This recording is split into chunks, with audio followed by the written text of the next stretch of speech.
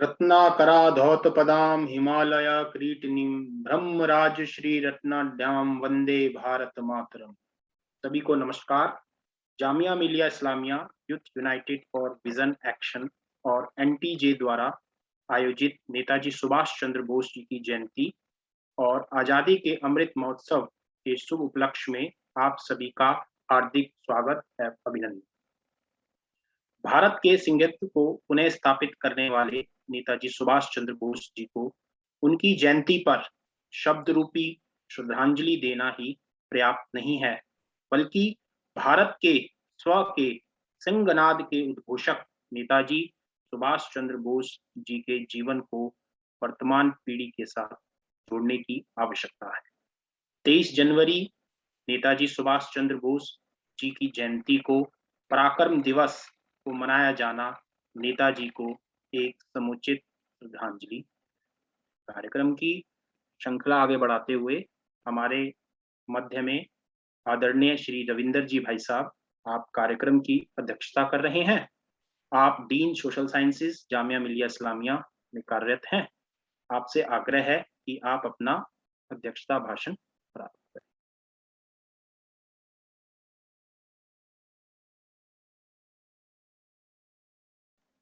Unmute कर लीजिए Ravindra sir.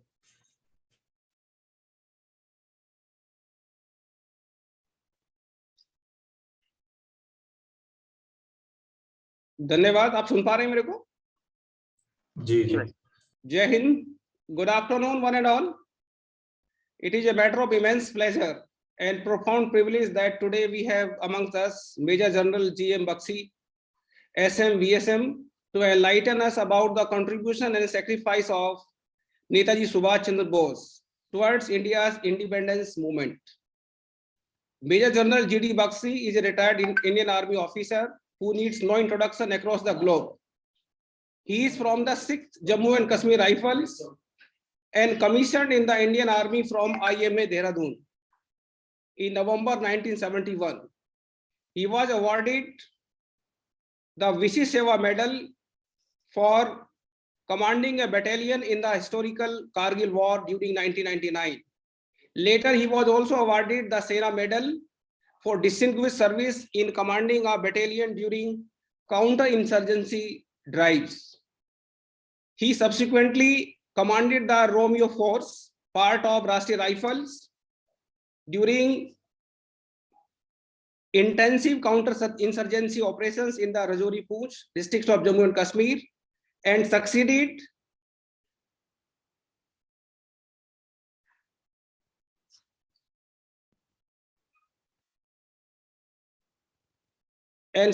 in suppressing the armed military in this area.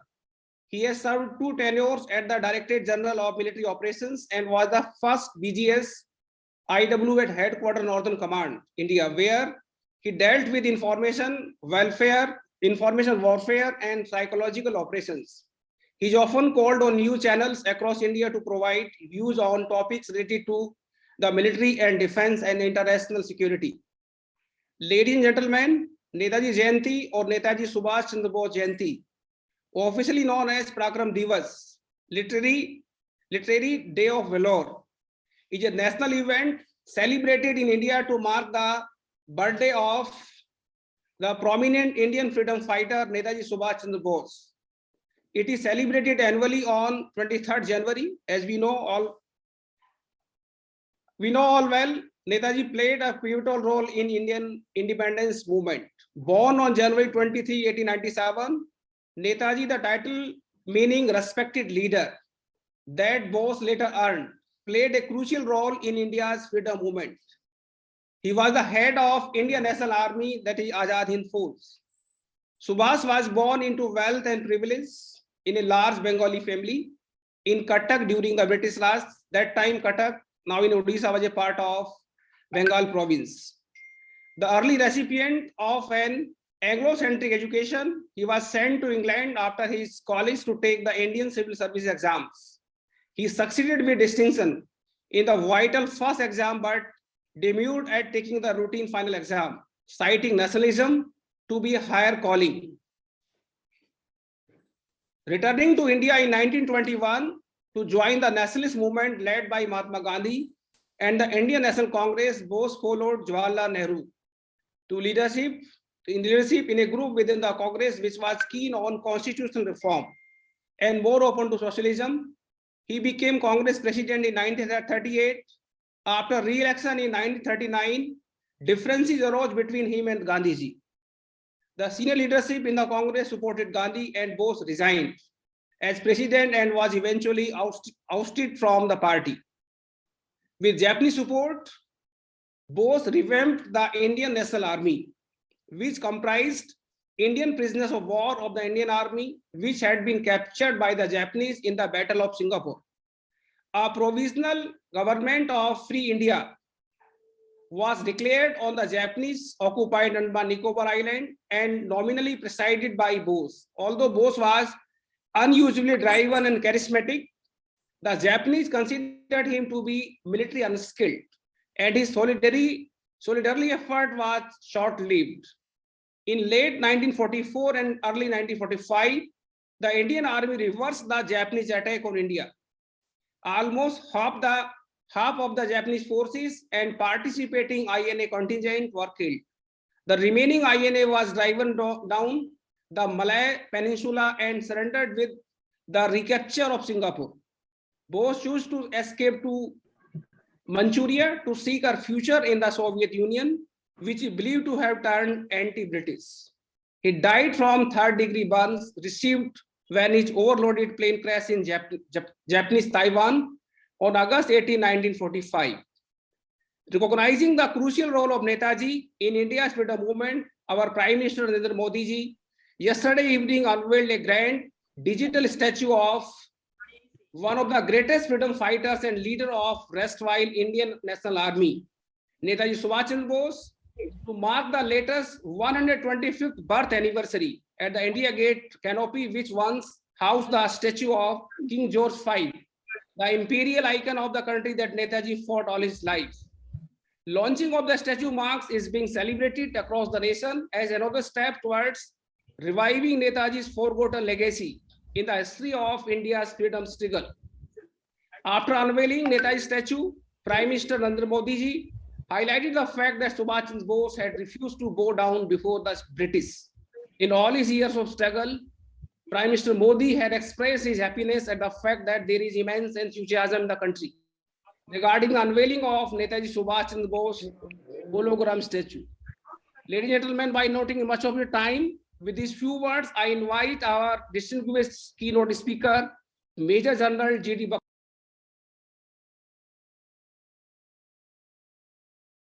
Sir mute हो गए, अनम्यूट कर दीजिए फिर से। रविंद्र सर आप म्यूट हो गए। Okay, all right now. Hope I'm audible now. Hello. Yes, sir. You are. Yes. Oh, sorry. I think I was here. See, with Japanese support, Bose revamped the Indian National Army, which comprised Indian prisoners of war of Indian Army, which had been captured by the Japanese in a Battle of Singapore.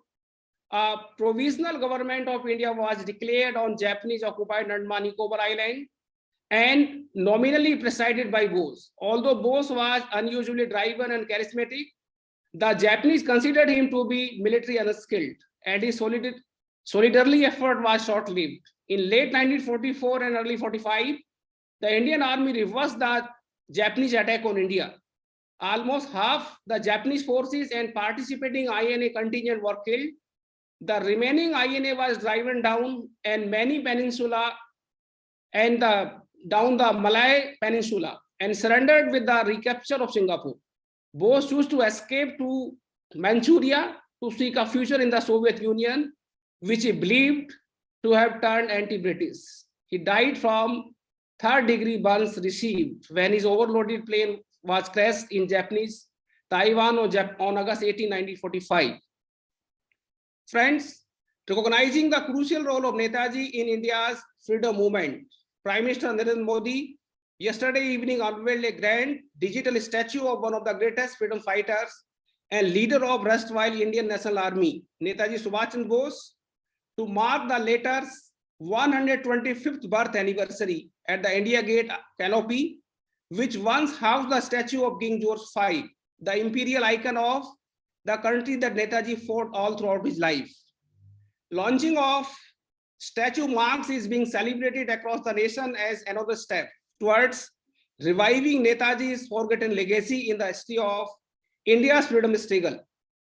After unveiling Netaji's statue, Prime Minister Narendra Modi highlighted the fact that Subhash Chandra Bose had refused to bow down before the British in all his years of struggle. Prime Minister Modi had expressed his happiness at the fact there is immense enthusiasm in the country regarding the unveiling of Netaji Subhash Chandra Bose hologram statue. Friends, with these few words, by not taking much of your time, I invite our distinguished keynote speaker, Major General G.D. Bakshi Sahab, to educate us further about the role played by Netaji Subhash towards India's freedom movement. Jai Hind, thank you.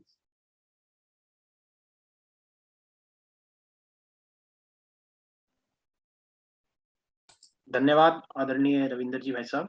कार्यक्रम की श्रृंखला को आगे बढ़ाते हुए हमारे मध्य में आदरणीय सरोज जी भाई साहब, आप सह आचार्य अंग्रेजी विभाग में कार्यरत हैं। आप दक्षिणी विभाग में युवा के संयोजक हैं। आपका मार्गदर्शन एक अभिभावक के रूप में जामिया युवा इकाई को मिलता ही रहता है। आपसे आग्रह है कि आप अपना मार्गदर्शन हमें। धन्यवाद आयुष जी। आज के इस कार्यक्रम के अध्यक्ष हमारे अग्रज प्रोफेसर रविंद्र कुमार जी, इस कार्यक्रम के मुख्य वक्ता जी.डी. बख्शी जी, वो जो थोड़ी देर में जुड़ने वाले हैं, उनके वो भी, और हमारे साथ यहाँ पे मौजूद हमारे अग्रज और युवा के दिल्ली प्रांत के संयोजक श्रीमान रजनीश जी, जामिया मिलिया इस्लामिया के युवा यूनिट के संयोजक श्री डॉक्टर सत्यप्रकाश जी, दिल्ली यूनिवर्सिटी से जुड़े मेरे बहुत सारे कलीग साथी, हमारे स्टूडेंट्स, युवा के पार्टिसिपेंट्स, युवा के मेंबर्स, नॉन मेंबर्स, और जामिया के भी और बहुत सारे हमारे साथी जो हमारे कलीग्स और बाकी सारे लोग हैं। आप सभी के सामने कुछ दो शब्द युवा के बारे में कहने के लिए मुझे कहा गया। मैं बहुत आभारी हूँ हमारे युवा की, अभी जो कार्यकर्ता, जो एक्टिविस्ट छात्र हैं, इन्होंने मुझे ये मौका दिया। हम चूंकि मेरे साथ हमारे सामने युवा के प्रांत के संयोजक रजनीश जी हैं, तो युवा के बारे में तो ज़्यादा नहीं बताऊंगा, बस थोड़ा सा बताऊंगा। मैं थोड़ा सा ये जो भी बताना है, मैं अपने जामिया की युवा यूनिट के इसका जो ट्रैवल रहा है बिगिनिंग से आज तक, उसको थोड़ा सा मैं आपके सामने रखूंगा, उसके ऊपर प्रकाश डालूंगा। जर्नी जो रहा है युवा, जैसे ये बताएंगे अपनी रजनी जी बताएंगे, युवा youth United for vision and action, ये दिल्ली में 5-6 साल पहले शुरू हुआ था, और हम सारे जितना एजुकेशनल कैंपसेस में सारे हुए, और जामिया में भी हमने शुरू किया। तो जब हमने शुरू किया तो हमारे सामने ध्येय और आदर्श क्या थे, क्या करना था। हमारे सामने ध्येय और आदर्श उद्देश्य ये था, स्वामी विवेकानंद जैसे लोग, नेताजी सुभाष बोस जैसे लोग, शहीद भगत सिंह जैसे लोग, जो युवा थे, युवा हो करके देश के लिए अपने प्राण दे दिए, अपने सर्वोच्च आहुति दिए, और सिर्फ देश के ही लिए नहीं, मानवता के लिए दिए। उन्हीं के आदर्शों में चल करके हम लोगों ने शुरुआत किया था। और जामिया में हम जब शुरू किए तो इन सारी चीज़ों के ये करते हुए हमारे ये छोटी सी इसमें ये होता है, हम हमारे साथ जो कार्यकर्ता रहते हैं उसमें convener, co convener, media in-charge, cultural in-charge, इस तरह से करते हुए एकेडमिक सारे हम डिस्कशंस, फोरम सारे शुरू किए। और बीच बीच में जैसे ऐसे महामनुष्यों का, सुभाष बोस जयंती जैसे, या स्वामी विवेकानंद जयंती जैसे, या शहीद भगत सिंह, या शहीद अशफाकुल्लाह खां, ऐसे लोगों की जयंती वगैरह पालन वगैरह किया जाता है। तो यही हमारी एक ध्येय रहता है कि हम हमारे युवा पीढ़ी को, हमारे जो युवा जो प्रेरणा स्रोत रहे हैं, देश के महामनुष्य रहे हैं, उन्हीं के आदर्शों से लेकर के एक राष्ट्र सेवा की, राष्ट्रभक्ति की दिशा में हम आगे ले जाएं, इसी से हम काम करते हैं। तो आज हमारे लिए एक बहुत अच्छे से एक ये एक आ रहा है, एक मौका है कि जीडी बख्शी साहब जो कि अपने ही फील्ड में, जैसे अपने अध्यक्ष जी ने कहा, अपने ही फील्ड में इतना बड़ा उनका योगदान रहा और इमिनेंट पर्सनालिटी हैं। उन्होंने नेताजी सुभाष बोस के ऊपर भी किताब वगैरह उनका भी है, तो उनसे हम सुनने के लिए यहाँ पे हैं और उनसे हम सुनेंगे, बहुत कुछ हमें एनरिचमेंट होगी। और मैं ज़्यादा नहीं बोलूँगा क्योंकि रजनीश जी सामने हैं, तो इसलिए रजनीश जी युवा के बारे में ज़रूर बोलेंगे सारी चीज़ें, तो इसीलिए मैं युवा के बारे में ज़्यादा कुछ नहीं, मैं अपने ही जो टीम है, अपना युवा की युवा जामिया की जो टोली है, सदस्य हैं, उन सबको एक हिसाब से बधाई देते हुए, कंग्रेचुलेट करते हुए मैं मेरा वाणी को यहाँ विराम देता हूँ। धन्यवाद, धन्यवाद आदरणीय सरोज जी भाई साहब। हमारे मध्य में आदरणीय रजनीश जी भाई साहब भी उपस्थित हैं। आप दिल्ली प्रांत के युवा संयोजक का ऐसा अपने पास दायित्व है। आप सुरुचि प्रकाशन के भी सचिव का दायित्व देख रहे हैं। आपसे आग्रह है, आप अपना मार्गदर्शन देकर छात्रों को गौरवान्वित करें।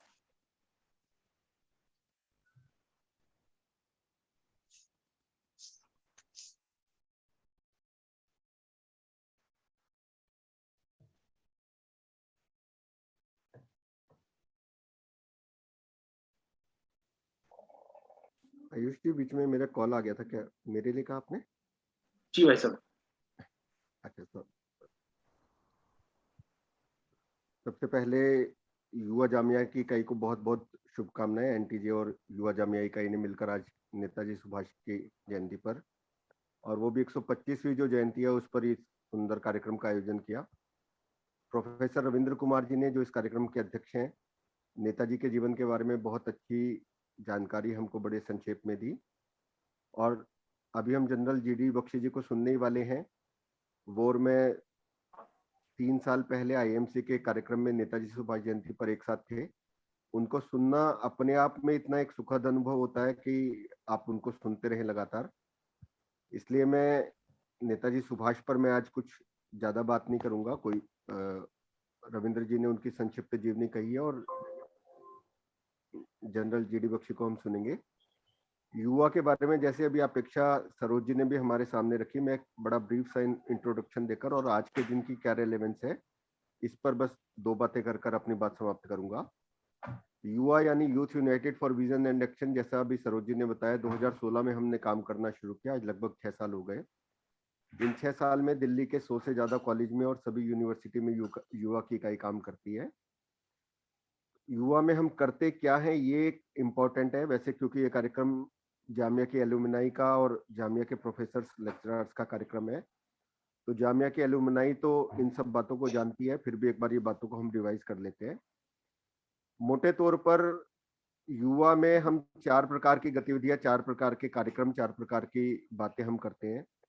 पहली एक्टिविटी जिसको हम कहते हैं एकेडमिक एक्टिविटी कहते हैं, और ये एकेडमिक एक्टिविटी के भी 3 सब पार्ट हैं। हमारे 3 प्रकार की गतिविधियां हम करते हैं।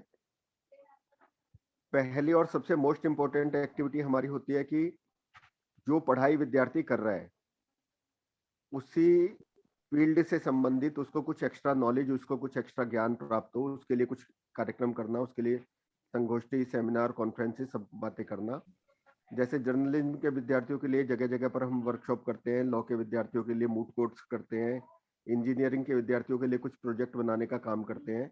ऐसा अलग अलग यूनिवर्सिटीज में ऐसे अलग अलग सब डिपार्टमेंट के साथ मिलकर युवा की इकाइयां बहुत सारे ऐसे कार्यक्रम दिल्ली भर में करती हैं, जिससे जो विद्यार्थी अपनी जो पढ़ाई कर रहा है उसका जो अपना एकेडमिक फील्ड है उसके साथ में उसको कुछ एक्स्ट्रा नॉलेज प्राप्त हो। फिर दूसरी प्रकार की एकेडमिक एक्टिविटी करते हैं हम लोग कि जो भी अभी करंट इश्यूज हैं उन पर कुछ डिबेट करना, उस पर छात्रों का एक मत क्लियर करना, उनको उसके सारे फैक्ट से अवगत कराना। इसमें बड़े सारे विषय हैं जो भी समाज में लगातार चलते हैं, चाहे वो ट्रिपल तलाक हो, चाहे धारा 370 हो, चाहे राम मंदिर हो, या अभी जो भी मुद्दे चल रहे हैं हम उन पर सब पर बात करते हैं। इसके साथ साथ ही देश के जो महापुरुष हैं, जैसे आज नेताजी सुभाष की जयंती है, तो ये विवेकानंद जी और नेताजी सुभाष ये यूथ के आइडियल हैं। इस तरह अनेक महापुरुषों का भी कुछ और नाम भी अभी सरोज जी ने भी उल्लेख किया। ऐसे उन सब महापुरुषों को याद करते हुए आज के यूथ के जीवन में उनका क्या रेलेवेंस हो सकता है उसकी चर्चा करना, ये दूसरी प्रकार की हम एकेडमिक एक्टिविटी अपनी मानते हैं। ये भी हम सब इकाइयों में करते हैं। और तीसरी प्रकार की एक और एकेडमिक एक्टिविटी है कि देश दुनिया में जो भी विचारधाराएं हैं, जिनके आधार पर समाज जीवन गढ़ा जाता है, जिनके आधार पर मनुष्य का जीवन गढ़ा जाता है, जिनके आधार पर सभ्यताएं विकसित होती है, उनके बारे में एक चर्चा करना, डिबेट करना और उसके बारे में क्लैरिटी करना, ये भी हम लगातार करते रहते हैं। दूसरे प्रकार की जो एक्टिविटी है उसको हम कल्चरल एक्टिविटी कहते हैं। इसमें हम ये मानते हैं कि जो भी मनुष्य जन्म लेता है वो कुछ रुचियों के साथ में जन्म लेता है। किसी को सिंगिंग का शौक है, किसी को डांसिंग का शौक है, किसी को थिएटर का शौक है, किसी को आर्ट्स का यानी ड्राइंग का शौक है। ऐसे अलग अलग प्रकार की रुचियां हर व्यक्ति में होती है। हमको ऐसा लगता है कि आज का जो पढ़ाई का माहौल है यूनिवर्सिटीज का विशेष रूप से, उसमें विद्यार्थी अपनी रुचियों को पीछे छोड़ देता है कहीं ना कहीं। तो उनकी रुचियों को नर्चर करने के लिए एक से रुचि के लोगों को एक साथ लेकर आना, उनको एक मंच प्रदान करना, उनकी रुचि को डेवलप करते हुए उसको कला के रूप तक तब्दील करना, उसको कला में बदलना और उनके जीवन में उसकी विशिष्ट पहचान बनाना, इसके लिए युवा काम करती है। तो अलग अलग कॉलेजों में, अलग अलग यूनिवर्सिटीज में इसके लिए भी बड़े सारे कल्चरल कार्यक्रम इस प्रकार के युवा लगातार करती है। तीसरी एक्टिविटी को हम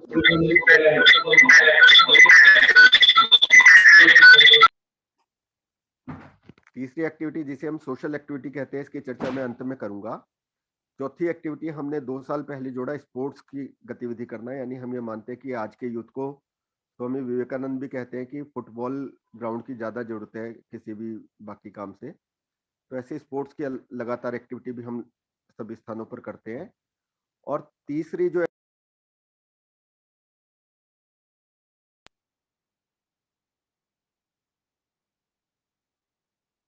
तो हम कहते हैं सोशल एक्टिविटी यानी सामाजिक काम करना। हमारा, मेरी आवाज आ रही है? जी भाई साहब।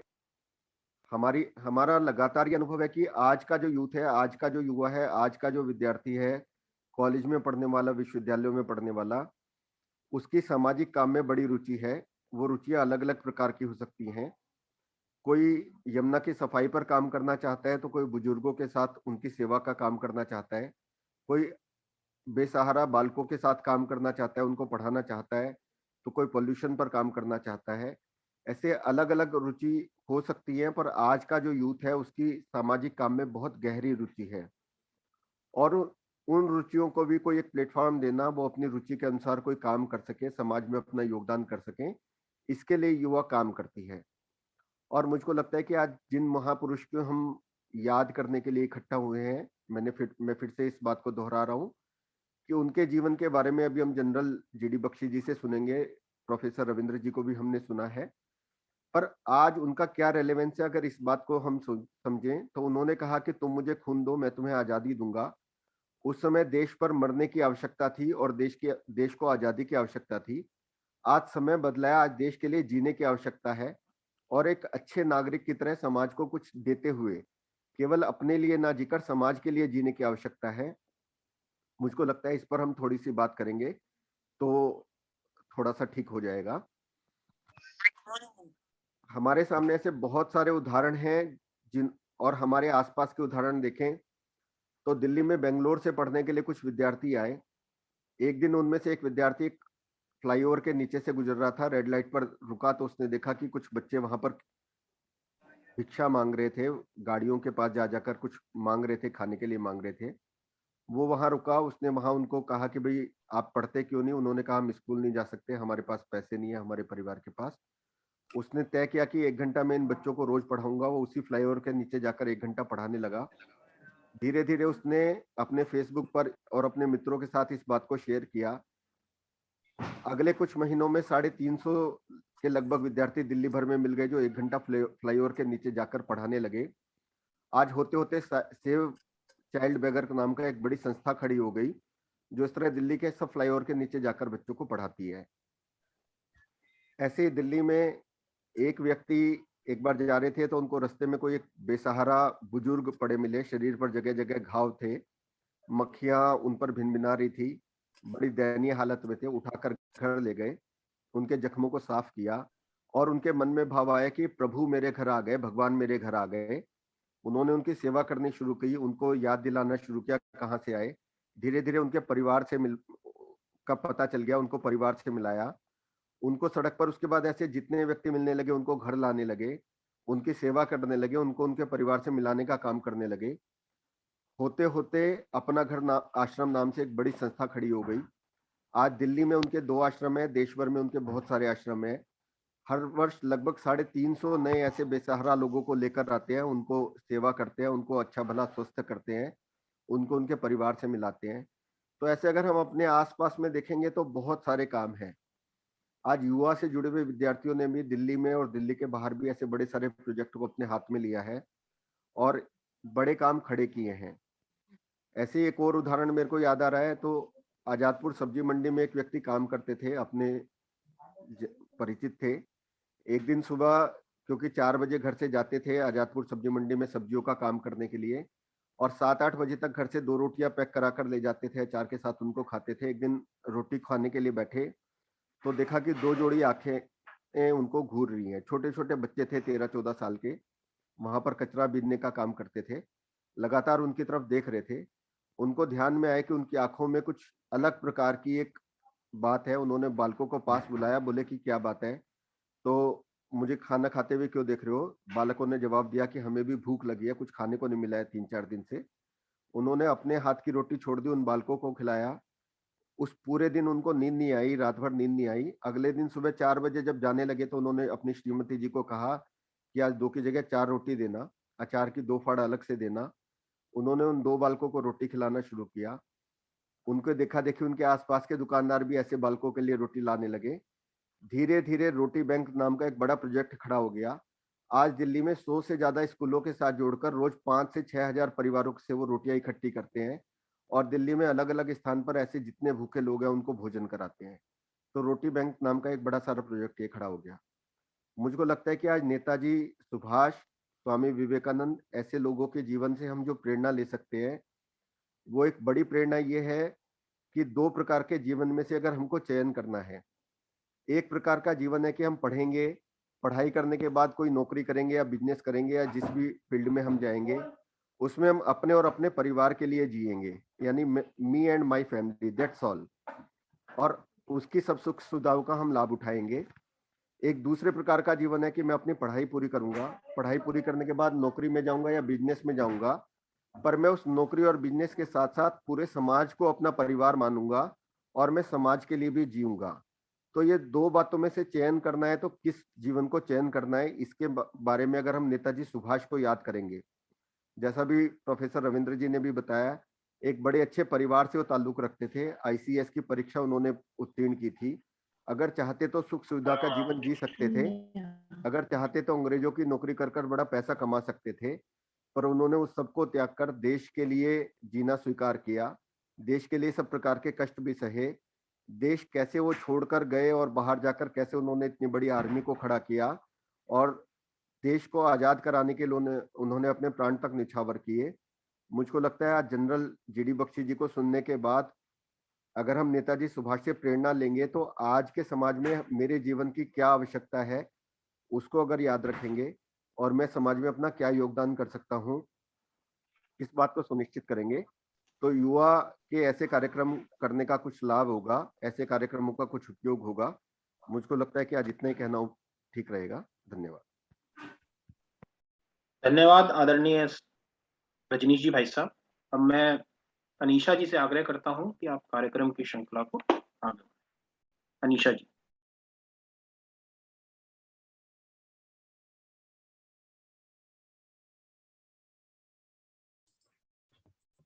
जी नमस्कार सभी को, धन्यवाद आयुष जी। आई होप मेरी आवाज आ रही होगी सभी को। उपस्थित सभी हमारे जो पार्टिसिपेंट्स हैं, एलुमनाइज है, हमारे जो रिस्पेक्टेड गेस्ट है, सबको मेरा नमस्कार। मैं आग्रह करूंगी भरत जी से कि वो आज का जो हमारा एलुमनाई का सेशन है, जो युवा जामिया मिलिया इस्लामिया और एनटीजे कलेक्टिवली आज कोलैबोरेट करके ऑर्गेनाइज कर रहे हैं, उसकी शुरुआत करें। तब तक हमारे जो गेस्ट स्पीकर है वो भी ज्वाइन कर लेंगे। नमस्ते सभी को, आज के कार्यक्रम में सभी का स्वागत है। Since this program is celebrating 125th Jayanti of Netaji with alumni of EVA, I will invite few of you to share insight to us. मैं अपने उससे बुलाता हूँ देवम त्रिपाठी भैया जी।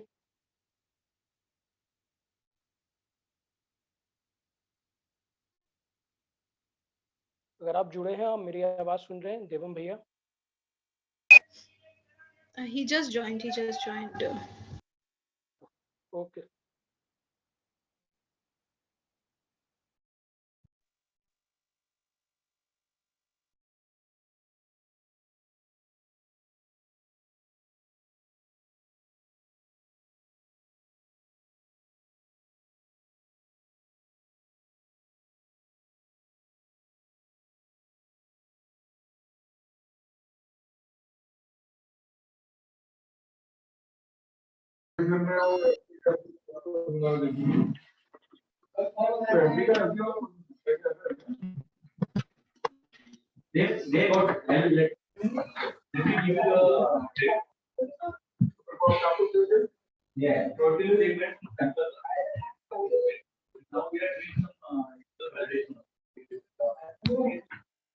भैया आपकी आवाज पूरी नहीं आ रही है।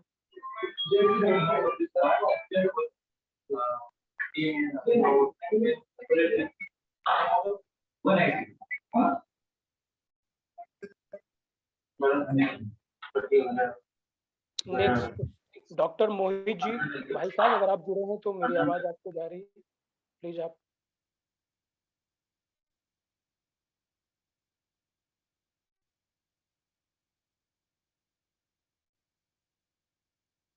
डॉक्टर मोहित बिश्नोई भाई साहब।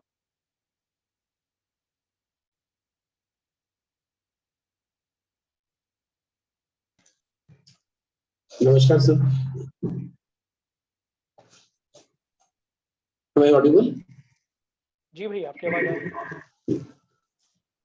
First of all, a very namaskar to everyone, specifically our dean sir, Professor Ravindra Kumar sir, and everyone present here. I am in Jamia from past 10 years. I did my post-graduation MA Public Administration, and after that I went for MPhil. I went outside, but then for PhD I came back here. I had a very long experience here at Jamia, not only with the faculty members, but the kind of environment it provides, the kind of connection you have, not only with the faculty members, but with everyone. We, outside world, we call it the Jamia family, the Jamia fraternity. We call everyone, we feel connected with each other. That's the best part about my experience at Jamia. That it's, even if I went for MPhil in Kurukshetra University, still professors from the department, they keep on guiding me that apply everywhere, do this, that's how you need to do your research works. So the association with Jamia will never get over, but it continues even beyond your studies. That is, and when you talk, if we talk about the great Netaji Subhash Chandra Bose, even he has connection with the Jamia Millia Islamia. In his initial days of exile, he resided, he hided in the Jamia premises only, in the area which belonged to Jamia. So not only the nation building, in the overall growth, Hello. Everywhere you will find. Hello. Quickly, Hello, because sir. I have to go on TV. Hello sir, Jai Hind. Jai Hind. Jai Hind. Jai Hind. Jai Hind, sir. Sorry, beta, I had another webinar which extended. So Ji, now, sir. because there was some technical fault in between, now we will quickly do yours. This thing, then I have to eat my food and go to TV. Okay. Ji, sir. So quickly. Ji sir, Republic से तो definitely. कुछ नहीं आया था ना mom? Okay, are we ready? Yes, sir, definitely. शुरू करिए. Why are we waiting? Ji, sir. So welcome everyone. I, Anisha, a doctoral candidate from the Applied Sciences and Humanities Department of Jamia Millia Islamia, have been given the opportunity to host this session and introduce our very own eminent speaker, Major General G.D. Bakshi, sir. And it is of course a known fact that sir does not need any introduction. It has been such an eminent day for us that we have been awaiting your gracious presence, sir. And you are not obliged to be introduced to any of the audience here, but it is a protocol that I need to follow. And according to the protocol, I have been given the opportunity to introduce you, sir. So Major General Gagandeep Bakshi, sir, also known as GD Bakshi, is a retired Indian Army officer. He is a member of the 6th Jammu and Kashmir Rifles. In November 1971, he was commissioned into the Indian Army from IIM Dehradun. From commanding a battalion during the Kargil War, he has been with them. He received the Vishesh Sena Medal. Later, he was also awarded the Sena Medal for distinguished service in commanding a battalion during counterinsurgency programs and operations. And he also commanded the Romeo Force and became part of the elite Rashtriya Rifles during the counterinsurgency operations in Jammu and Kashmir districts of Rajouri and Poonch, where he was successful in suppressing the terrorism activities that were going on. So on behalf of the entire team and I, Anisha, personally as a Kashmiri Hindu and an Indian, I'm obliged to all the activities, all the actions and all the present verbal communication that you are doing for this country of ours, sir. Thank you so much for accepting our invitation and allowing us to hear from you and learn more about the forgotten hero. And hopefully we will continue this interaction and more food for thought would be generated from here. And all the guests and all the respected participants here will be able to learn from you about the hero that none of us actually know more about. So it would be honored to hear from you, and if you could share the light on the forgotten hero, it would be great, sir. Thank you, sir, so much. If you could begin. The faculty of Jamia Millia Islamia, very famous Indian university, the students, all guests who are participants in this program on Netaji. I want to start with a clear assertion that yesterday was a historic day in the history of the Indian nation. Where you are going, आप हिंदी में चाहेंगी English में? Either way, sir. Hello. Either way, sir. Okay, then I'll go for English. I'll keep switching between Hindi and English. All right. Okay. So, you see, yesterday was a historic day, a defining moment in our national history. How? Where you are going depends a lot on where you came from. हम कहाँ जा रहे हैं बहुत हद तक मुनस्सर है हम किधर से आए.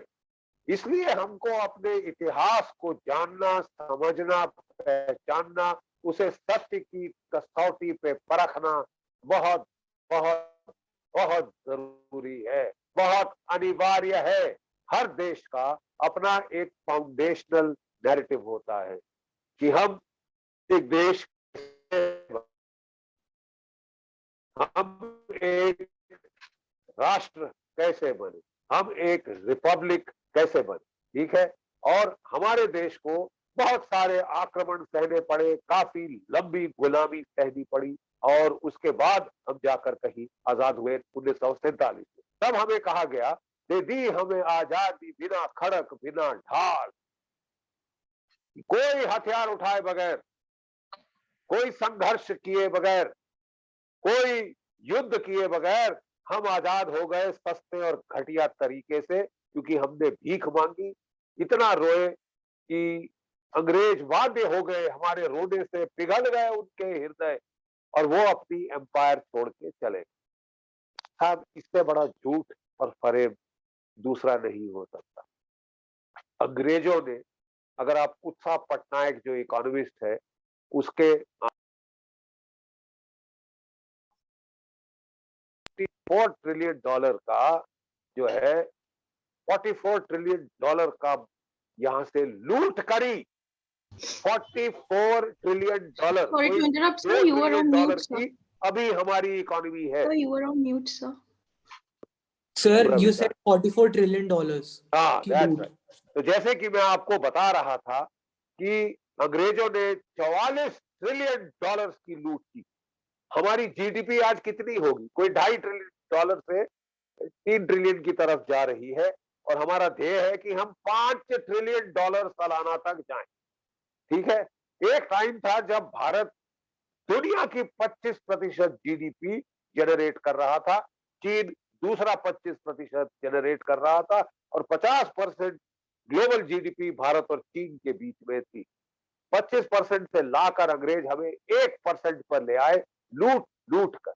उनके समय में 6 फैमिन हुई, 6 भुखमरियां हुई, और जो आखिरी भुखमरी थी, the great famine of Bengal 1943, उसमें 3.5 मिलियन इंडियन यानी 35 लाख भारतीय मारे गए।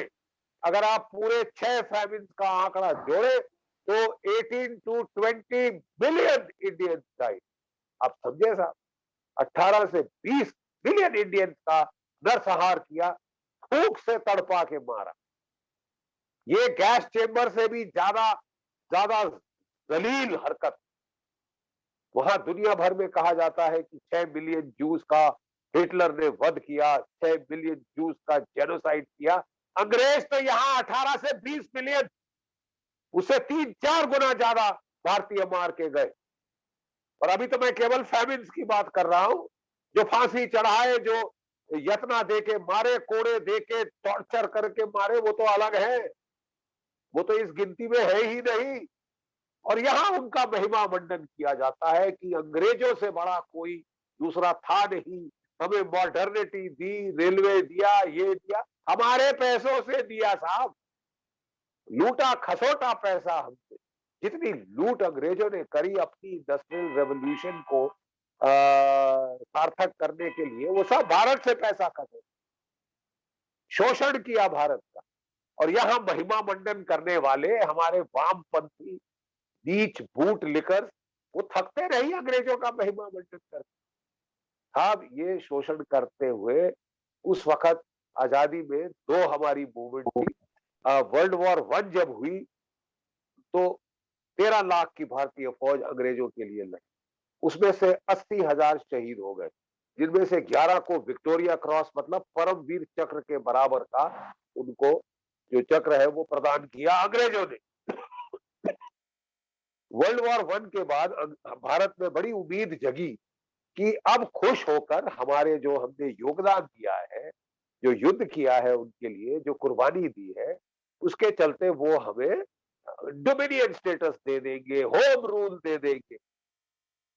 2018 में प्रथम विश्व युद्ध खत्म हुआ, first world war ended. What did the British give you? Jallianwala Bagh का मैसेकर, कत्लेआम, कत्लोगारत, उस इलाके में जहां पे सबसे ज्यादा रिक्रूटमेंट हुई थी, पंजाब में मैक्सिमम भारतीय फौज वहां से ले गए। सिख, भारतीय, हिंदू, पंजाबी, मुसलमान, सबको उन्होंने वहां इस्तेमाल किया। बगैर गर्म कपड़ों के यूरोप की सर्दी में झोंक दिया। कितने तो ठंड के मारे ठुठर ठुठर कर बेचारे मारे। ठीक है, और जो हमारी उम्मीद थी कि हमको कोई इसके लिए होम रूल मिलेगा, डोमिनियन स्टेटस मिलेगा, हमें जलियांवाला बाग का कत्लोगारत मिला। उस स्टेज पे महात्मा गांधी भारत में आए, और तब तक कांग्रेस एक डिबेटिंग सोसाइटी थी जो क्वीन विक्टोरिया को बड़ी बड़ी एप्लीकेशंस देती थी, बी योर लॉयल हम्बल नीच subject, we appeal to your majesty, वगैरह वगैरह वगैरह। मतलब उसकी जो चाटुकारिता की तमाम हदें वो जो पिटीशन थी उन्होंने पार कर दी थी, चाटुकारिता। ठीक है साहब, और इस चाटुकारिता के चलते जब गांधी जी आए, कम से कम उन्होंने इसको ब्रॉड बेस किया, गांवों की तरफ ले गए, और उन्होंने जो है राष्ट्रीय चेतना में आजादी का ख्याल रखा।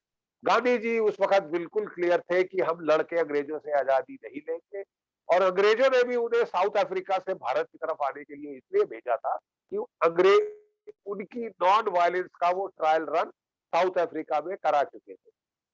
अगर भारत को हिंसा से रोकना था, चंद्रशेखर आजाद, बुटकेश्वर दत्त, भगत सिंह जैसे रेवोल्यूशनरी यहाँ पे पनप रहे थे, वो विद्रोह कर रहे थे अंग्रेजों के क्रूर शासन के बरखिलाफ, और उम्मीद थी कि इस तरह का चलता रहा तो जैसे 1857 की गदर हुई थी, एक दूसरी बड़ी गदर होगी। अंग्रेज नहीं चाहते थे ये गदर हो, इसलिए उन्होंने गांधी जी का बहुत महिमा मंडन किया।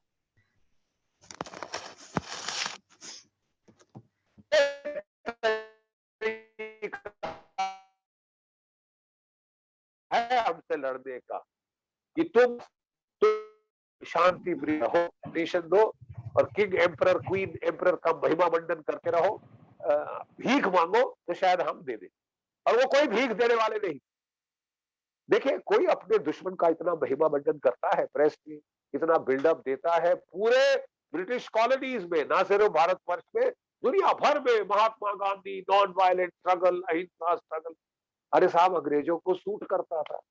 आज मेरे खिलाफ कोई विद्रोह करे और उनमें से कोई उठे और बोले मैं तो आपसे लड़ूंगा नहीं, मैं तो बड़े पूर्ण बस उपवास करूंगा कि आप रो रो के आपकी आंखें सूज जाए, तो साहब हम उसको भी महिमा मंडन करें। कौन सा ऐसा देश है? चीन को आप ऐसा बोल दीजिए। पहले तो चीन आपको कोड़े मार मार के, जैसे उन्होंने उइगुर्स का बेचारों का बुरा हाल किया है, वैसे वो करे, मार डालेंगे बेरहमी से। वहां नहीं चलेगा आपका अहिंसावाद। लेकिन उन्होंने गांधी का महिमा मंडन किया, क्योंकि गांधी के नॉन वायलेंट के चलते भारत में हिंसा नहीं हो रही। वो हिंसा नहीं चाहते थे। अब जाने अनजाने उन्होंने गांधी जी का इस्तेमाल किया, तभी इतना महिमा मंडन किया। किसी और हिंदुस्तानी को इतने पेडेस्टल पे किसी ने नहीं बिठाया अंग्रेजों के शासन का। कोई मतलब था ना? जब नेताजी को जेल में डाला, उनको टॉर्चर किया गया, इतना टॉर्चर किया कि वो बेहोश हो गए बेचारे। फिर उनको रंगून में रखा गया ऐसी सड़ी हालत में कि उनको टीबी हो। ठीक है साहब, वो दुश्मन थे। वो अंग्रेज सरकार को उखाड़ फेंकना चाहता था, वो भीख नहीं मांगना चाहता था। और अगर एक शख्स ने हिंदू, मुसलमान, सिख, ईसाई, जैन, क्रिश्चियन सबको इकट्ठा किया भारतवर्ष के लोगों को, तो वो नेताजी सुभाष चंद्र बोस था, जिसने कहा कि हम आजादी लड़के लेंगे, तुम मुझे खून दो, मैं तुम्हें आजादी दूंगा। और केवल उसने बकवास नहीं करी, वो गांधी जी के बरखिलाफ कांग्रेस का प्रेसिडेंट के लिए उनके ना चाहते हुए भी एक बार इलेक्ट हुआ, दूसरी बार स्टैंड अप किया। गांधी जी के कैंडिडेट को अगर हराने वाला एक शख्स था इंडियन नेशनल कांग्रेस में, तो वो था सुभाष चंद्र बोस। गांधी जी ने उसे निकाल बाहर फेंका इंडियन नेशनल कांग्रेस से। वो भटकता रहा, अपनी पार्टी बनाई, फॉरवर्ड ब्लॉक वगैरह। फिर वो समझ गया, और वो गांधी जी को कब से कह रहा था, गांधी जी ये एकमात्र समय है जब इंग्लैंड के ऊपर उसके दुश्मनों ने, जर्मनी ने, जापान ने, इटली ने हमला कर दिया है। मेरे दुश्मन का दुश्मन मेरा दोस्त। चाणक्य नीति ये कहती, ठीक है, अकल ये कहती है, कॉमन सेंस ये कहती है। उन्होंने कहा हमारे ब्रिटेन हमारा दुश्मन है, हम जर्मनी का सहारा लेना पड़े तो ले, हमें जापान का सहारा लेना पड़े तो ले, लेकिन इनको उखाड़ कर फेंकने का यही समय है। उन्होंने गांधी जी से हाथ जोड़कर कई बार विनती की कि ये अंग्रेज ऐसे नहीं जाएंगे, ये भीख मांगने से आपको आजादी नहीं देंगे, आपको आजादी के लिए लड़ना पड़ेगा। और उनके वचन पूर्ण रूप से सच साबित हुए, सिद्ध। ठीक है, वो पहले जर्मनी गए। किस तरह वो गए, वो अपने आप में जेम्स बॉन्ड की मूवी से ज्यादा एक अच्छी है। मौलाना का भेष बनाया, रेलवे में निकल के वो पेशावर के पास पहुंचे, वहां से पठान का भेष बनाया, गूंगे बहरे पठान का। अफगानिस्तान गए, काबुल पहुंचे, रूस की एम्बेसी गए, उन्होंने कोई घास नहीं डाली। फिर जर्मन एम्बेसी गए, उन्होंने नहीं, उनको लोगों ने बोला ये तो अंग्रेजों का एजेंट है। तलवार वहां पे एक अंग्रेज एजेंट कुत्ता था, जिसने उनको पूरा उनका मन जीतने की कोशिश करी, लेकिन वो गद्दार था। और फिर आखिरकार ये इटालियन एम्बेसी गए, फिर काउंट ऑरलैंडो बनकर ये जो ट्रांस साइबेरियन रेलवे में ये बैठ के उज्बेकिस्तान, कजाकिस्तान होते हुए रूस पहुंचे।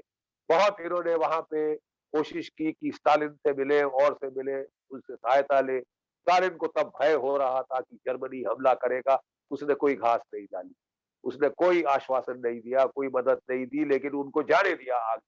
वो इटली पहुंचे, वहां से जर्मनी पहुंचे, हिटलर से मुलाकात करी, एक 3000 की इंडियन लीजन खड़ी करी कि वो लड़ेगी जर्मन फौजों के साथ, अफगानिस्तान के जरिए भारत को आजाद कराने की मुहिम करेगी। लेकिन लड़ाई का पासा पलट गया। जर्मनी जीत में जो आगे बढ़ रहा था चौतरफा, अब उसको नुकसान होना शुरू हुआ, रूसी हावी होने लगे, और जो भारत की तरफ वो रास्ता था वो बंद हो गया। अब ये जर्मनी ने, जापान ने इसकी मांग करी कि हम आजाद हिंद फौज खड़ी की है, हमको नेताजी चाहिए। उनको एक सबमरीन में बिठाया गया, 3.5 महीने। कौन सा दुनिया का नेता एक युद्ध की युद्धपोत पनडुब्बी में बैठकर 3.5 महीने ऑपरेशन करता हुआ साउथ अमेरिका की तरफ, अफ्रीका के हॉर्न से घूमता हुआ मडागास्कर आया। वहां पे एक जापानी सबमरीन आई हुई, ठीक है। जब वो दोनों सबमरीन रात को ऊपर उठी, क्योंकि दिन में अमेरिकी बॉम्बर और फाइटर वो टोह लगाते थे और उसको बर्बाद कर सकते थे, जब वो उठी तो तूफान चला हुआ था, 40-50 फुट की लहरें समुद्र पर थी। तो दोनों सबमरीन घबरा कर 1 किलोमीटर दूर खड़ी हो गई। चली रही। और जो जर्मन कैप्टन था म्यूलर, उसने नेताजी को कहा, देखिए साहब, वो है जापानी सबमरीन, आपको बोले लेकिन आप पास क्यों नहीं आते? बोले पास आए तो दोनों ऐसे आके टक्कर मार के दोनों डूब जाएंगे। आपको ये जो छोटी सी रबर की डिज्जी है, 3 मैन बोट है, उसमें आपको जाना पड़ेगा। तो उन्होंने समुद्र की तरफ देखा, लहरों की तरफ देखा, और फिर वो छोटी सी 3 आदमी वाली जो एक छोटी सी किश्ती होती है इन्फ्लेटेबल, जिसमें हवा भरी जाती है, वो उसको देखा, टायर जैसी, और बोला कि आप बताइए, आप समुद्र के जानने वाले हैं, क्या ये पहुंच जाएगी? आप मुझे क्या, आपका क्या परामर्श है? तो कैप्टन म्यूलर ने बोस की तरफ देखा और कहा, हेर बोस, बोस साहब, मेरा परामर्श है कि आप वापस चले जाए, आप वापस चले जाए, आप नहीं पहुंच सकते, आप डूब के मर जाएंगे भी, ठीक है। मेरा परामर्श है कि आप वापस जर्मनी जाएं, आप नहीं पहुंच सकते इस तूफान में वहां। तो बोस ने कैप्टन की तरफ देखा और ऐतिहासिक शब्द बोले, कैप्टन, मैं इतनी दूर वापस जाने के लिए नहीं आया। वो तैरना नहीं जानते थे ठीक से, तब भी वो इस किश्ती में बैठ गए, और उनके सेक्रेटरी अबिद हुसैन और वो और एक जर्मन नाविक, ये चप्पू मारते मारते तूफान 50 फुट की लहरों में कभी ऊपर कभी नीचे करते करते करते, हिम्मत देखिए, ये जापानी सबमरीन पहुंच गए उस भीषण तूफान में। नेताजी की एक खसूसियत थी, जिसके लिए मैंने उनको इंडियन सामुराई कहा। एक सामुराई को जब भी जिंदगी और मौत के बीच चुनना होता है, तो वो मौत का रास्ता चुनता है, सबसे ज्यादा खतरे का रास्ता चुनता है, और इसलिए वो सफल हो जाता। बिल्कुल सामुराई की तरह जब भी नेताजी को ये फैसला करना पड़ा जिंदगी और मौत के बीच, उन्होंने मौत को गले लगाया और वो बच गए। कहां से बच? जब वो जर्मन सबमरीन से जापानी सबमरीन पहुंच गए, और वहां से फिर वो जापान गए। वो जाके किसी कर्नल मेजर से नहीं मिले जापानी फौज के, उन्होंने सीधा मांग की कि मैं भारत का नुमाइंदा हूं, और मैं आपके वॉर मिनिस्टर, फॉरेन मिनिस्टर और प्राइम मिनिस्टर से मिलना चाहता हूं। वो फॉरेन मिनिस्टर से मिले, वॉर मिनिस्टर से मिले, और फिर उनको तोजो से मिले। इतने प्रभावित हुए प्रधानमंत्री और जो बाकी मिनिस्टर थे कि ये एक असली सामुराई, ये एक योद्धा है, ये एक क्षत्रिय है, ये बहादुर है, और ये देशभक्त है, और जापानी देशभक्तों की बहुत इज्जत करते हैं। उन्होंने सर आंखों पे चढ़ाया, उनको जो है बनाया, कमांडर बनाया आजाद हिंद फौज का। रास बिहारी बोस पहले वहां थे, और उसके पश्चात उन्होंने कमांड संभाली आजाद हिंद फौज की, और 21 अक्टूबर 1943 को सिंगापुर में उन्होंने आजाद हिंद सरकार की घोषणा करी, एक independent free government of India.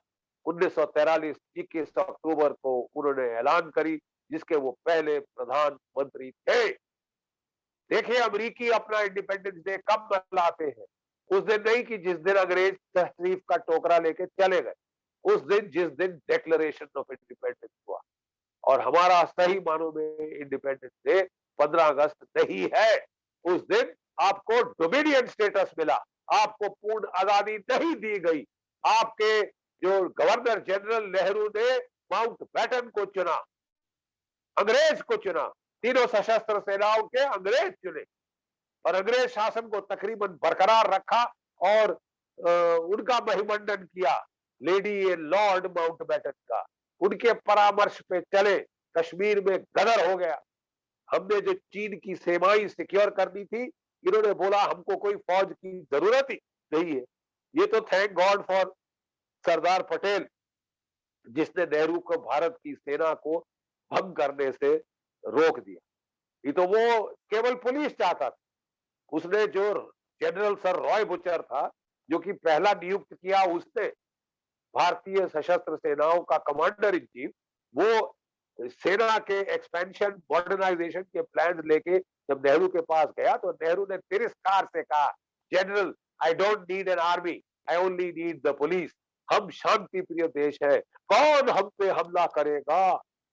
ये महात्मा गांधी का देश है, कौन हम पे हमला करेगा? पाकिस्तान ने किया, चीन ने किया, होश हवास उड़ गए।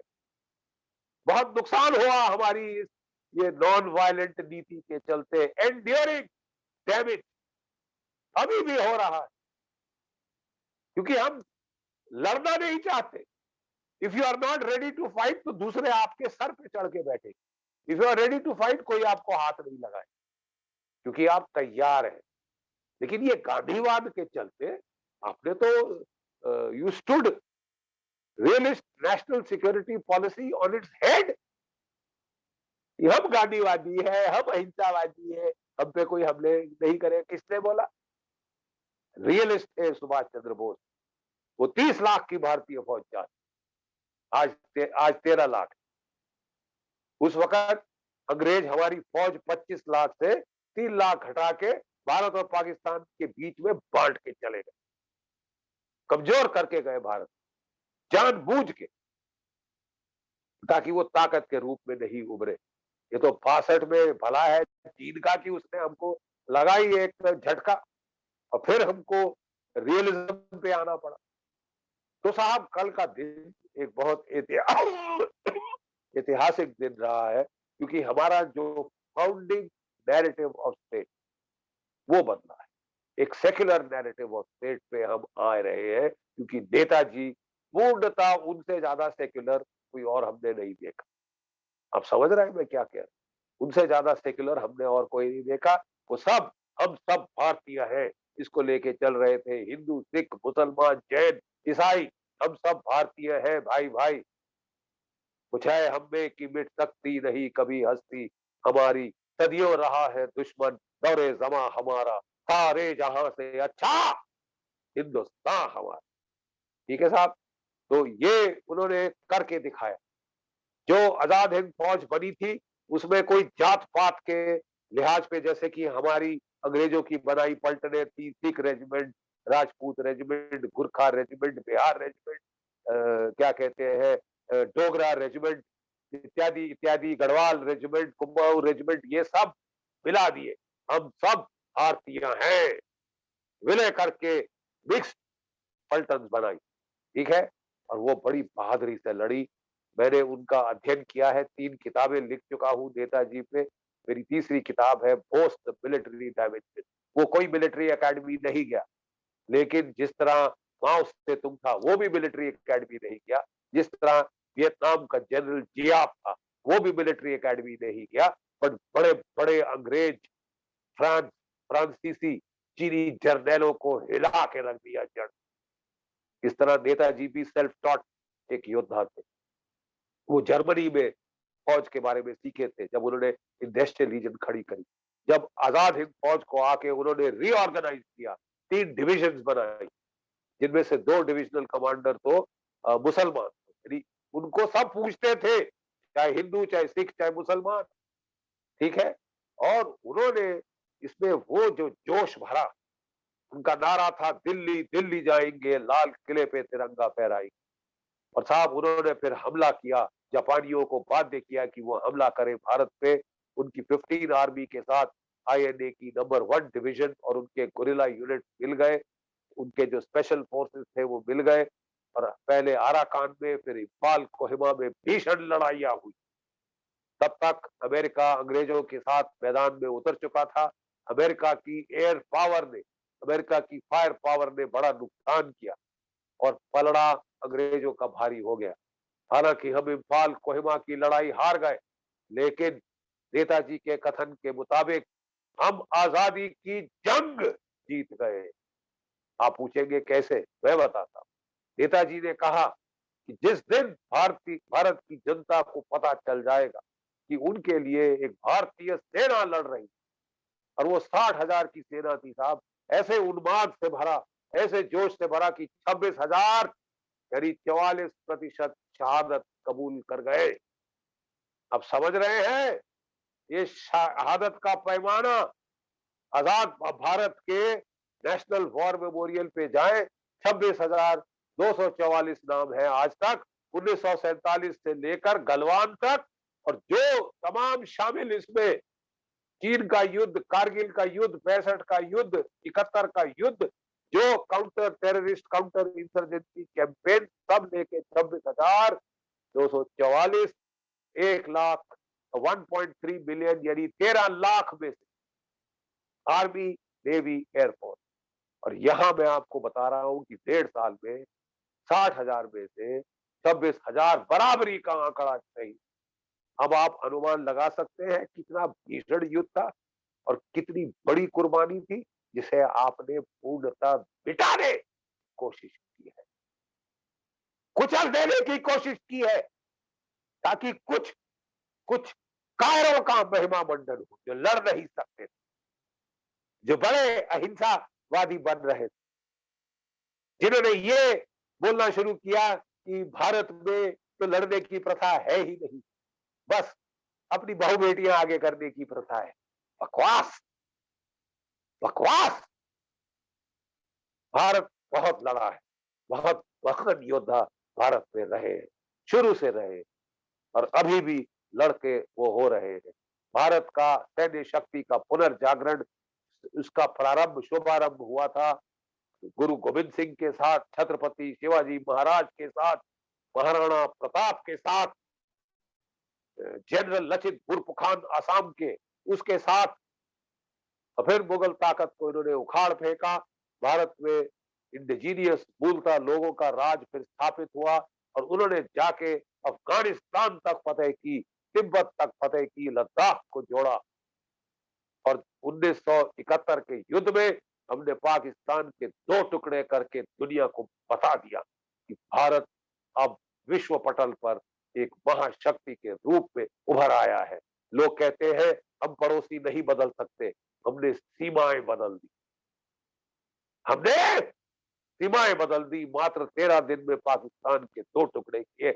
ये जागा हुआ भारत है, जागृत भारत है, जिसका क्षात्र भाव जाग चुका है। कल मोदी जी ने वो होलोग्राम का अनावरण करके दुनिया को संकेत दे दिया है कि इस भारत का क्षात्र भाव जाग चुका है। हमने आजादी भीख मांग कर नहीं पाई, हमने आजादी लड़ के ली है, लड़के ताकत के बल पे अंग्रेजों को खदेड़ा है। कोई शक नहीं होना चाहिए किसी को, ये असलियत है। बाकी सब फरेब, बाकी सब मनगढ़ंत कहानियां। हेगियोग्राफी of a particular family is not history. History is not hagiography. महिमा मंडन नहीं है किसी परिवार विशेष का। हिस्ट्री सत्य के आधार पे होनी चाहिए। हिस्ट्री जो सच है उसके आधार पर आधारित होनी चाहिए। अब जरूरत है हम अपने देश के इतिहास पे दोबारा एक नजर डालें। We have to reclaim our history। ये प्रोसेस कल शुरू हो गया है, और ये तब कंप्लीट होगा जब पहले हम आजाद हिंद फौज के 26,000 शहीदों के लिए नई दिल्ली में एक प्रोमिनेंट स्थान पर एक शहीद स्मारक बनाए। नेताजी ने जो है अगस्त 1945 में INA का सिंगापुर में एक शहीद स्मारक बनाया था। जब अंग्रेज युद्ध जीत गए तब सितंबर 1945 में लॉर्ड लुई माउंटबेटन और पंडित नेहरू सिंगापुर गए थे। सिंगापुर के भारतीय मूल के लोगों ने उन्हें कहा कि आप जाके वो INA आजाद हिंद फौज के शहीद स्मारक पर कुछ श्रद्धा सुमन अर्पित करना चाहेंगे जनाब? तो नेहरू ने बोला जरूर मैं जाऊंगा। जैसे ही वो सिंगापुर के शहरी बाहर गए, उसको फोन आया माउंटबेटन से, Jawahar you will not go, और दुम दबाकर, जैसे कि अब क्या बोलूं मैं, वो बोले, वो उन्होंने जाने से इनकार कर। माउंटबेटन, लॉर्ड लुई माउंटबेटन, पहला गवर्नर जनरल जिसको बनाया नेहरू ने, अपना माई बाप वहां रखा, क्योंकि उसमें भरोसा नहीं था क्या राज करने। क्यों रखा अंग्रेज? पाकिस्तानियों ने मोहम्मद अली जिन्ना को गवर्नर जनरल बनाया, हमें एक अंग्रेज रखना क्यों जरूरी? आजाद नहीं थे क्या हम? खुद को संभाल नहीं सकते थे? तो फिर साहब, आपको तो गुलामी आपने खुद कबूल करी, वहां पे गुलाम। तो मैं आपको बताना चाहता हूं कि लॉर्ड लुई माउंटबेटन ने अपने आर्मी के इंजीनियर भेजे, उन्होंने बारूद लगाया उस नेशनल वॉर मेमोरियल में, जिसमें 3 स्तंभ थे, उसका इत्तेहाद, इत्माद, कुर्बानी। इत्तेहाद, इत्माद, कुर्बानी, यूनिटी, फेथ, सैक्रिफाइस, ये 3 स्तंभ का उन्होंने बनाया था वॉर मेमोरियल। अंग्रेजों ने उसे बारूद से उड़ा दिया। अरे साहब, दुश्मन के वॉर मेमोरियल की भी इज्जत की जाती है। ऐसा घिनौना काम हमने जिंदगी में पहली बार सैनिक इतिहास में देखा है कि जो दुश्मन है, आप उसके जो शहीद स्मारक है उनको तोड़े। क्या जताना चाहते हैं? कहना क्या चाहते हैं? कमीनापन है ये, हद से ज्यादा। लेकिन साहब, उससे बड़े हैरत की बात यह है कि अंग्रेज जंगे लाट का हुक्म सर आंखों पर। नेहरू जी ने आज क्या, उनके सक्सेसर ने 75 साल हो गए, आज तक एक शहीद स्मारक नहीं बना है। क्यों? क्या हम अंग्रेजों के नौकर हैं अभी भी? क्या उनसे अनुमति लेने की जरूरत है? हम आजाद हैं और इस आजादी को एसर्ट करें, और तब होगी जब एक शहीद स्मारक नई दिल्ली में आजाद हिंद फौज के 26,000 शहीदों का बनाया जाएगा। किसी चावड़ी बाजार में नहीं, एक भव्य स्थान पर, जैसे लाल किले के सामने या इंडिया गेट के आसपास, जो भी सरकार चुनती है। लेकिन ये बहुत अनिवार्य है, ताकि ये हिस्टोरिक प्रोसेस, ये हिस्टोरिक प्रतिक्रिया जो हुई है, इसे अपने लॉजिकल कंक्लूजन, इसे अपने लॉजिकल कंक्लूजन पे निर्णायक एक अंत तक ले जाया जाए, ताकि दुनिया को दर्शा दे कि भारत का क्षात्र भाव फिर जाग चुका है। भारत भीख नहीं मांगेगा अपने दुश्मनों से, उनका दांत तोड़ देगा, उनका सफाया कर देगा। मैं कहना चाहता हूं, चीन और पाकिस्तान में भय करना चाहिए। अब ये भारत की सोती क्षात्र भाव का, सोता क्षात्र भाव की सोती सैन्य शक्ति का पुनर्जागरण अब जो है दुनिया को ऐलान कर दिया गया। ये ऐलान जंग है कि पाकिस्तान या चीन या हमारे देश के गद्दार जो भी हमारी सॉवरेनिटी पे, हमारी इंटेग्रिटी, नेशनल यूनिटी, इंटेग्रिटी पे आंख उठाएगा, उसका हम सर्वनाश कर देंगे। हम भीख मांगने वाले भारतीय नहीं है, हम उपवास करने वाले भारतीय नहीं है। अब हम चरखा नहीं काटेंगे, हम आपके सर पे मारेंगे, सर पे मारेंगे। ये कल कहा गया, ये एक निर्णायक ऐतिहासिक क्षण है। भारत वालों, इसको समझो, इसकी अहमियत समझो। जहां किंग जॉर्ज 5 का पुतला होता था, मलिकाए हिंद, emperor of India, brightest jewel in the crown, वो क्राउन चाउन तोड़ के उखाड़ फेंका है। वहां पे नेताजी सुभाष चंद्र बोस की मूर्ति आई है, महात्मा गांधी की नहीं। ये अपने आप में बहुत कुछ कह देता है। भारत की नेशनलिज्म जाग रही, सोती हुई नेशनलिज्म, जिसे हम हजारों साल तक भूल गए, आपस में कुत्तों की तरह लड़ रहे थे। अब वो यूनिटी, वो नेताजी के इस स्टैचू से आएगी। उनका सपना था एक यूनिफाइड भारत, वो कभी पार्टीशन नहीं था। देवी और सज्जनों, आज जो है एक, मैं जैसे बताया, कल एक महान ऐतिहासिक दिन था, क्योंकि हमारा जो फाउंडेशनल नैरेटिव है, उसमें एक निर्णायक मोड़ आया है। और इसको कंप्लीट करने के लिए मैं मोदी जी से हाथ जोड़कर विनती करूंगा कि एक एक्सपर्ट पैनल एस्टैब्लिश की जाए, हिस्टोरिकल पैनल, जो हमारे दस्तावेज जो 1977 में अंग्रेजों ने डिक्लासिफाई किए हैं टॉप सीक्रेट पेपर, उनको पढ़ उनका अध्ययन कर हम सही निष्कर्ष पर पहुंचे कि सत्य क्या है, हमें आजादी क्यों और कैसे मिली, कौन किसका इसमें निर्णायक जो है भूमिका थी, किसका निर्णायक रोल था। और अगर आप इतिहास पढ़ने की, आप अगर दस्तावेज पढ़ने की, if you take the trouble, तो आपको साफ जाहिर हो जाएगा कि अंग्रेज अगर गए तो केवल और केवल आजाद हिंद फौज के भय से, और नेताजी सुभाष चंद्र बोस ने जो जड़ से उखाड़ दिया ब्रितानवी सरकार की सत्ता को उखाड़ फेंका उसने। He is the true liberator of India, और आज उसे अपना सही स्थान पे पहुंचा दिया गया, जहां पे आज होलोग्राम है। 15 अगस्त जिसे आजादी का दिवस आप मनाते हैं, जो असली में डोमिनियन डे है, उस दिन वहां पे एक पत्थर की मूर्ति होगी जो हजारों साल चलेगी,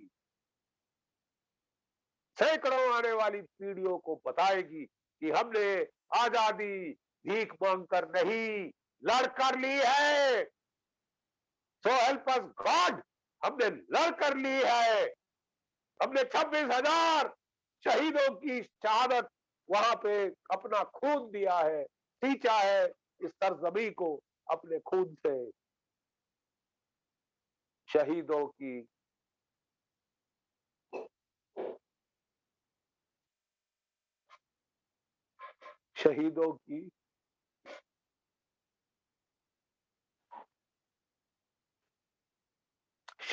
की मजारों पर लगेंगे हर बरस,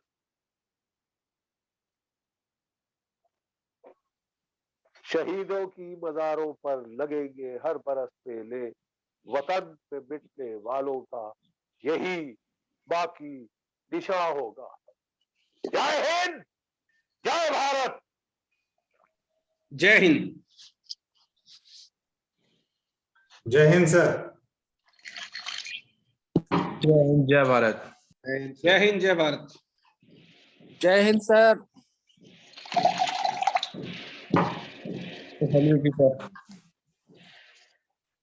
thank you. Major general Bakhshi साहब, आपने हम सब निशब्द कर दिया। जय हिंद, जय Bharat. We salute you. Rather the entire nation मुझे जाना होगा salute you. टीवी प्रोग्राम के लिए और खाना खाने के लिए, जी, तो मैं जी। आपसे विनती करता हूं कि मुझे आप इजाजत दें। बहुत अच्छा लगा आपसे वार्तालाप करके, और जब ये कोरोना का संक्रमण खत्म होगा तो मैं जरूर आने की कोशिश करूंगा। जी सर। Thank you. इंतजार रहेगा सर आपका। जय Hind. It was indeed mesmerizing to hear Thank you so from much. sir. Thank you, sir. Thank you. Jai On Hind. behalf of everyone, thank you so much, sir. We look Jai. forward to you joining again, and maybe we can also reconnect on some other issue as well. Thank you so much, sir. It was indeed an inspiring session for all of us to hear to you. And the youth today has been inspired truly. We all had goosebumps when you were speaking, and it touched each of our hearts. And definitely we will be working towards the goals that you have set, and leaders that we have like you are going to lead the path that we, the followers, will follow. And definitely we will do wonders for the Bharat that is for us. Thank you so much, sir. Now, on behalf of the organizing committee, after we have done with all the wonderful sessions that Major General G.D. Bakshi sir was here with us, it gives me immense pleasure to see the outcome of this effort that all of us have put together.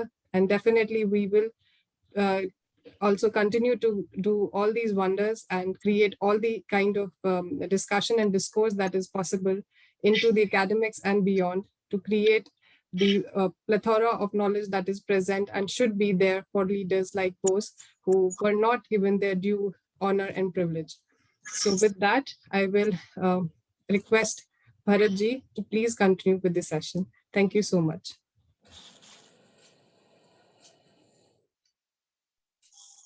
Thank you so much, Dean. Now the session will move to the second part, which is interaction section of alumni. I will name some of alumni who will share their insight. Harish जी, भाई साहब हरीश जी.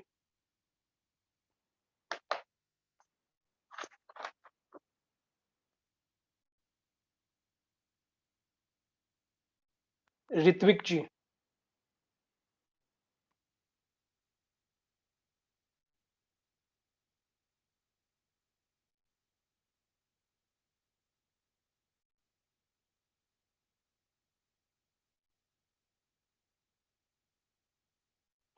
अवध जी.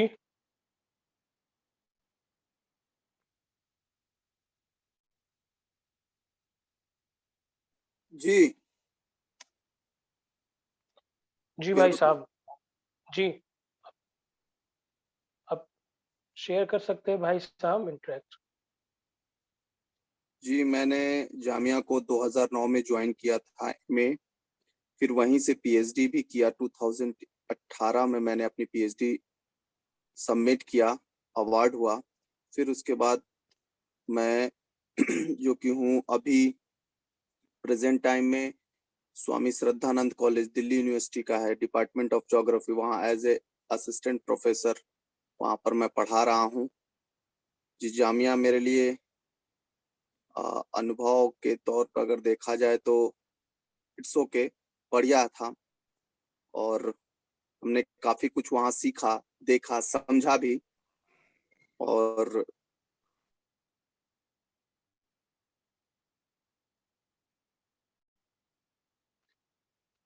So now I invite Sunny जी.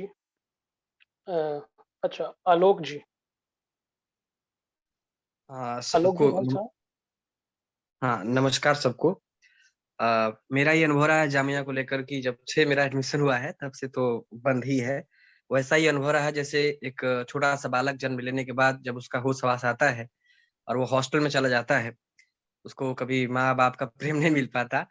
तो उसी तरह अनुभव रहा है. अभी सब कुछ बंद है, कभी एडमिशन के बाद कॉलेज गए ही नहीं और 4th सेमेस्टर में हम लोग चले गए हैं. बाकी आगे की उम्मीद अच्छी रहने वाली है, देखते हैं. धन्यवाद.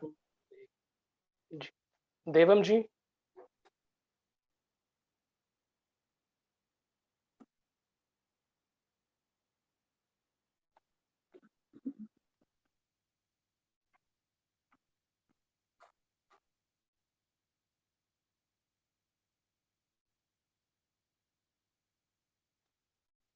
मैं अब सनी जी को इनवाइट करूंगा आज वोट ऑफ थैंक्स के लिए.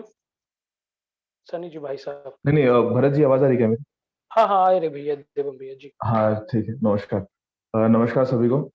मैं जामिया का हिस्सा था 2015 से 2019. मैंने अपनी इंजीनियरिंग वहाँ से की है. सत्यप्रकाश सर नमस्कार. रविंद्र सर नमस्कार. सर ने मेरे को इंग्लिश पढ़ाया एक्चुअली. एंड सरोज सर, सभी को.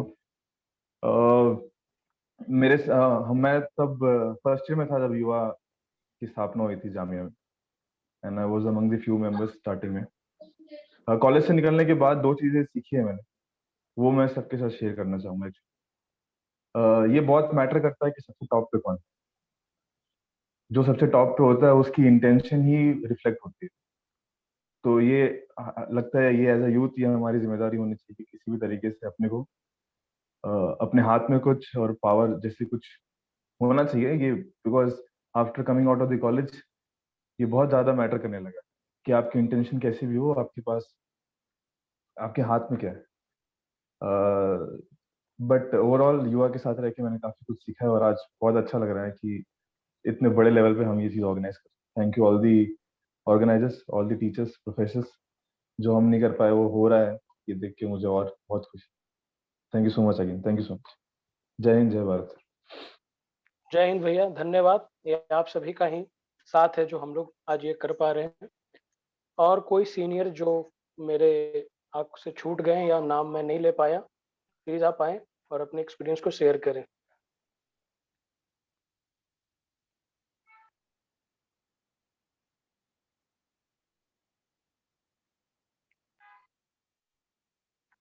शुभम भैया. शुभम जी भाई साहब. यार ये म्यूट है क्या अपना माइक? माइक कैसे इसको ऑन किया जाएगा? आपका आवाज आ रहा है भैया।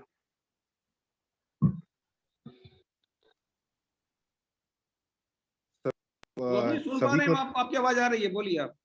रविंदर सर नमस्कार। नमस्कार नमस्कार। 2018 में हमारा मास्टर्स खत्म हुआ था जामिया से, और जिस समय हम लोग ने जामिया ज्वाइन किया था उस समय राहुल भैया और सभी का एक मत ये था कि थोड़ा वीडियो तो ऑन कर लीजिए, पहचान तो ले हम आपको, कभी समय हो गया बीच में थोड़ा सा। अच्छा अच्छा, ठीक है ठीक है जी। आवाज आ रही है सर? जी भैया आवाज आ रही है। तो 2018 में अपना देवम भैया आप थोड़ा मतलब म्यूट कर देवम जी लीजिए। का माइक ऑन है। देवम भैया आप म्यूट कर लीजिए प्लीज। हाँ एक सेकंड, सॉरी। जी शुभम भैया। 2018 में अपना जब मास्टर्स खत्म हुआ तो फिर ये समझ में आया कि जो हम लोग ने एक प्लेटफॉर्म क्रिएट किया, जो युवा मंच क्रिएट हुआ, जो जामिया संगठन क्रिएट हुआ, उन सब का हम लोग ने लॉन्ग टर्म विजन यही देखा था कि एक तरीके से जितने भी युवा यहाँ पे जुड़ रहे हैं वो एकजुट हों, एक जगह मिले उनको अपनी बात रखने के लिए। हम लोग म्यूचुअल एक फीलिंग जो है जामिया में हुआ करती थी कि एक बायसनेस होता है हम लोग के साथ, और ऐसे ऐसे एग्जाम्पल्स क्लास में लिए जाते थे। हमारे प्रोफेसर्स, बहुत एस्टीम प्रोफेसर्स थे उस समय, उन लोग के द्वारा जो हम लोग की इमोशंस को भी काफी हर्ट करते थे। तो इन सबको एकजुट करके फिर ये संगठन की स्थापना हुई, और आज बहुत अच्छा लगा कि जनरल जीडी बख्शी को हम लोग ने बुलाया, ये पूरा सेशन होस्ट किया, बहुत अच्छे से सारा आप लोग ने किया है। आप लोग को बहुत बहुत बधाई। सर लोग सबको बहुत बहुत नमस्कार मेरा, और ऑल दी बेस्ट यार, बहुत अच्छा चल रहा था ये। Thank you so much for inviting. जय हिंद शुभम। जय हिंद सर। धन्यवाद भैया, ये सब आप ही लोग का एक नीड था। हर साल हम लोग ये एलुमनाई मीट ऑर्गेनाइज करेंगे। मैं सनी गौतम को बुलाना चाहूंगा, ये नेक्स्ट वोट ऑफ थैंक्स के लिए है। धन्यवाद। नमस्कार, मैं सनी गौतम जामिया मिलिया इस्लामिया का राजनीतिक शास्त्र का एक छात्र हूं।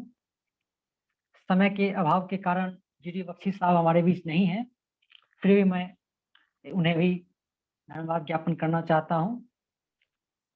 मैं युवा जामिया और नेशनलिस्ट टीचर्स ऑफ जामिया की ओर से जीडी बख्शी साहब का सहृदय धन्यवाद ज्ञापन करता हूं।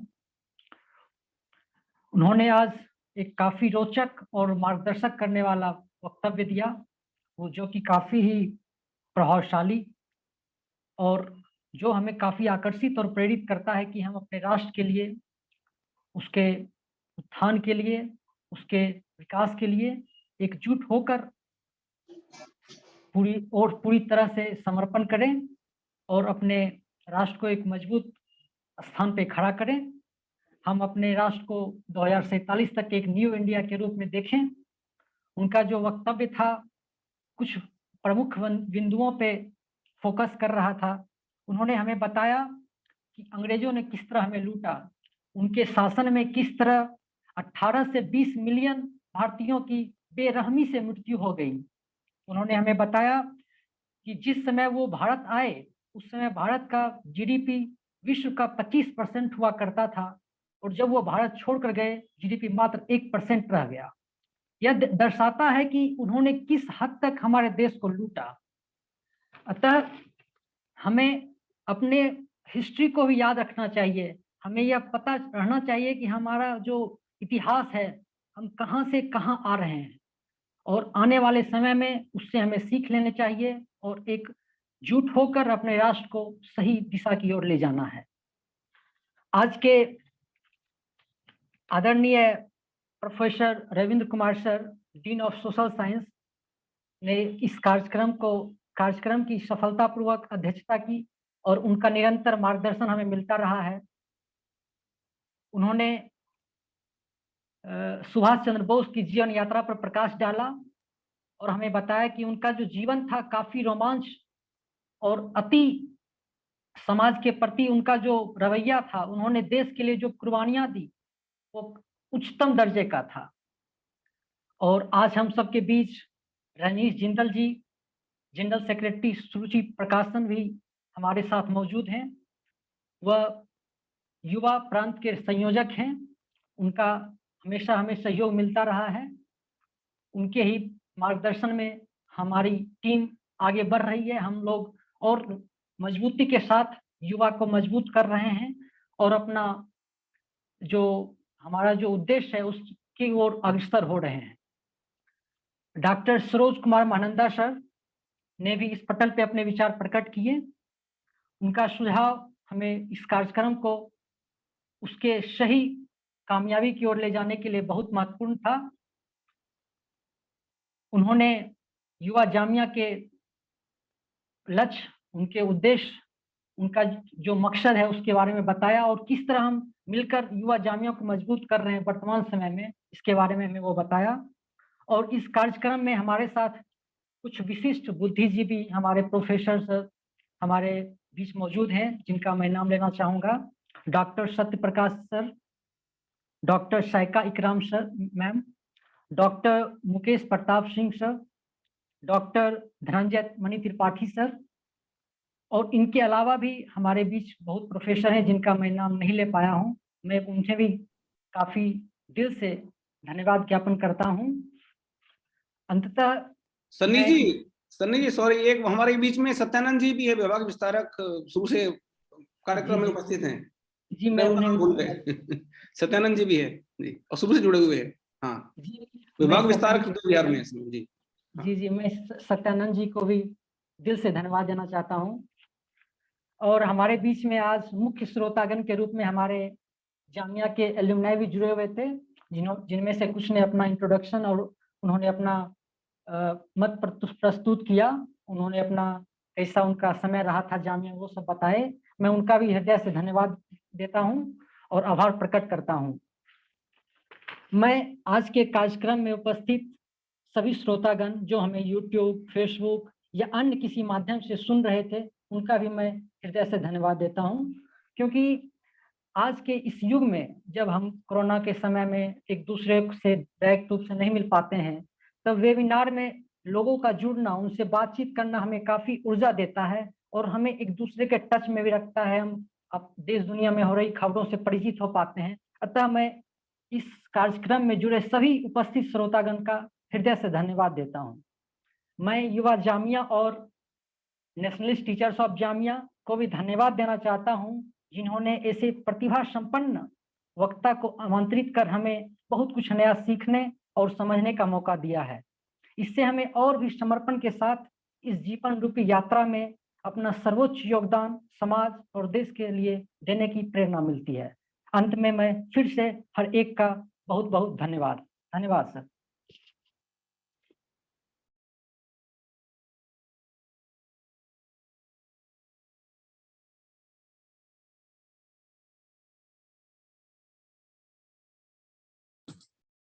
जी, मेरा सभी से आग्रह रहेगा कि हम लोगों ने एक व्हाट्सएप ग्रुप शेयर किया है चैट बॉक्स में। So those of you who are interested to further collaborate with us, any alumni or present student, you're most welcome to join that group as well. I'll also request Shiroshi Sinha ji to please unmute her mic and deliver the Kalyan Mantra.